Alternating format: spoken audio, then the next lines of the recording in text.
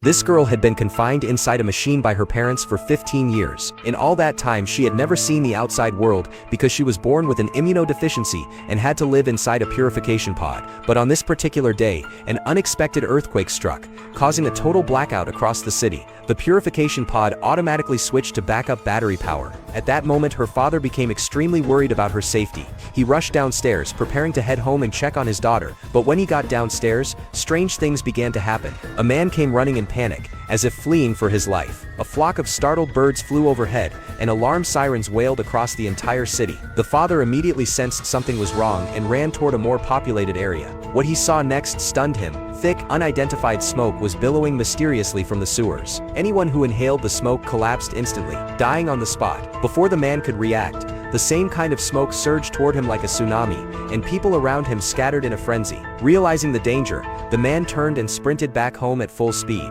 Meanwhile, his wife was still unaware of the situation. She stood by the window and watched helplessly as people on the street were consumed by the poisonous smoke. When the man got home, he immediately pulled his wife away from the window, ready to take her and escape. But since their daughter couldn't be exposed to outside air, they had no choice but to leave her behind. Thankfully, the purification pod protected her, and the toxic smoke couldn't get inside. The couple quickly ran to higher floors. The smoke continued to rise through the stairwell as the couple rushed to the rooftop. They knocked on a neighbor's door, and once inside, the wife immediately used the intercom to check on their daughter. After confirming that she was still safe in the pod, the couple finally breathed a sigh of relief. Then they stepped out onto the balcony and looked down. The entire street had disappeared beneath a blanket of smoke. Fortunately, it seemed the toxic fog had stopped rising. Still worried, the man went up to the roof with binoculars to survey the situation. What he saw shocked him. The entire city had been swallowed by the smoke. There were no rescue teams, no military presence, nothing but toxic fog as far as the eye could see. The man returned to the stairwell to investigate further.